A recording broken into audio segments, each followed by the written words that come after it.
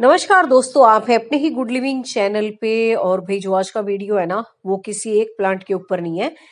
सारी की सारी मैं आपको वो बातें बताऊंगी, और जो हमारे बिगिनर बहन भाई हैं जिनको कि गार्डनिंग का शौक चढ़ा है, तो उनके लिए तो ये बातें बहुत इम्पोर्टेंट होने वाली हैं।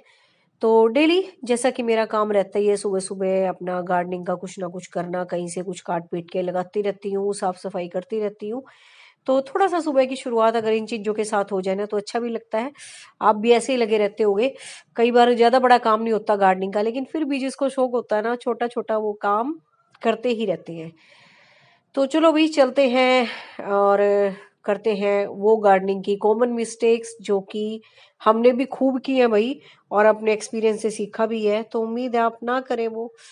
तो सबसे बड़ी बात तो दोस्तों, सबसे पहली बात यही होती है कि जब अब गर्मी आ गई है, देखो सर्दियों में तो जब तक हमें मिट्टी गिल्ली लगती है तब तक हम पानी देते ही नहीं है। और ज्यादातर दोपहर में ही देते हैं, सुबह शाम हमें भी ठंड लगती है। लेकिन दोस्तों, और सारे वक्त और सारे सीजन में हमें पौधों का जो पानी देने का जो टाइम है वो बिल्कुल सेट करना होता है। एक आधी बार देखो इमरजेंसी में इधर उधर जाना पड़ जाए तो अलग बात है, फिर हम आगे पीछे दे देते हैं। लेकिन ज्यादातर आपको रूटीन सेट करना ही चाहिए। जैसे हमारे खाने पीने का रूटीन सेट होता है ना, भी इस टाइम हमने ब्रेकफास्ट करना है, इस टाइम लंच या डिनर, तो इन विचारों का तो सब कुछ पानी है। तो वो आपको देखो सेट करना बहुत जरूरी है। और मैं अपनी बताती हूँ, जैसे कि तो मैं देती हूँ भाई हमेशा गर्मियों में शाम के वक्त पानी। क्योंकि दिन निकलते ही देखो गर्मियों में सूरज अच्छा खासा चढ़ जाता है। और रात को अगर पानी देते हो ना, आप शाम को, सॉरी, शाम को अगर पानी देते हो ना, तो पानी की ठंडक में और रात की ठंडक में ना, पौधे अगले दिन की गर्मी को बर्दाश्त करने के लिए ना अपने आप को प्रिपेयर कर लेती हैं। और उनके जो आसपास पानी देने के बाद एक ह्यूमिड सा एनवायरनमेंट बनता है ना, तो वो अगले दिन की लू को बर्दाश्त करने के लिए, गर्मी को बर्दाश्त करने के लिए अपने आप को प्रिपेयर कर लेता है। इससे क्या होता है कि आपके जो पौधे हैं ना, वो लू की वजह से या गर्म हवाओं की वजह से कभी नहीं मरते। तो पहले मैं भी कई बार ऐसे करती थी, जैसे जब तक नहीं पता था, जिस टाइम मुंह उठाया पानी दे दिया। सुबह सूखी मिट्टी लग रही है, सुबह दे दिया, इस वक्त दे दिया, उस वक्त, तो पौधे क्या थे, जल जाते थे, खराब भी हो जाते थे कई पौधे। तो एक टाइम टेबल आप जरूर सेट करो अपना। और गर्मी में तो शाम को जैसे मैं बता रही हूँ परफेक्ट है। और दूसरा आता है भी कटिंग को लगाने का। कटिंग पे बहुत वीडियो आती है, कटिंग नहीं चलती, कटिंग नहीं चलती। तो अभी देखो हर कटिंग की जो रिक्वायरमेंट होती है ना, अलग होती है। अभी कुछ ही दिन पहले मैंने इसकी आपको कटिंग लगा के दिखाई थी, और मैंने उसमें पानी नहीं डाला। और इसी तरीके की आपकी ये वाली कटिंग है जो पर्सलिन पोर्चुलाका लगाते हैं, इसमें भी कोई इतनी ज्यादा पानी की जरूरत नहीं होती है, ये भी सुकुलेंट फैमिली से है। लेकिन हम क्या करते हैं कि एक दिमाग में रहता है, कटिंग लगाई है ना तो इसमें खूब सारा पानी दे दो, और डेली पानी दो, जल्दी जड़ निकलेंगी। तो दोस्तों ऐसा नहीं है। हर कटिंग की जो रिक्वायरमेंट है ना मॉइस्चर की, वो बिल्कुल अलग अलग है। सुकुलेंट फैमिली के अगर आप प्लांट लगाते हो तो उनको इतने ज्यादा कोई मॉइस्चर की जरूरत नहीं होती। और हमेशा जब भी आप कटिंग लो ना, तो अच्छी मजबूत लिया करो, चाहे वो छोटी से छोटी कटिंग हो पौधे की, या फिर बड़े से बड़े प्लांट की आपकी कटिंग हो। अब जैसे प्लूमेरिया की लगाई थी मैंने, अच्छी बड़ी भले ही छोटी कटिंग थी वो, लेकिन मजबूत कटिंग थी। और जब मैंने लगाई तो मुझे लग रहा था परफेक्ट मॉइस्चर है सॉइल में, तो मैंने पानी बिल्कुल भी नहीं दिया। और अगर मैं खूब भर भर के पानी दे देती, 4 दिन बाद देखती वो कटिंग गली पाती। तो ऐसा ही आपके साथ भी होता है, जब भी कटिंग लगाओ तो जरूरी नहीं है कि आपने पानी देना ही देना है।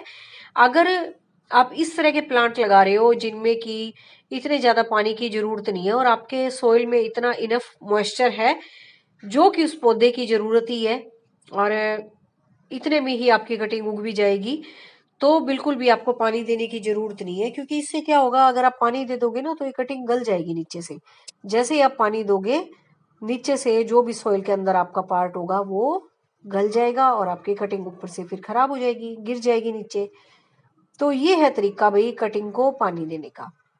और जो हम वैसे वाली हार्डवुड कटिंग लगाते हैं, जैसे बोगनविला होगी, या आपके ये हो गए गुड़हल के प्लांट हो गए, हिबिस्कस के, या और भी बहुत सारे कनेर वगैरह के, तो इसमें आपने देखना है, इनको अच्छे खासी पानी की जरूरत होती है, लेकिन इतना भी नहीं पानी के आप रोज ही दिए जाओ। जब तक आपको लगता है कि मिट्टी अच्छी खासी गीली है तब तक आपने पानी नहीं देना।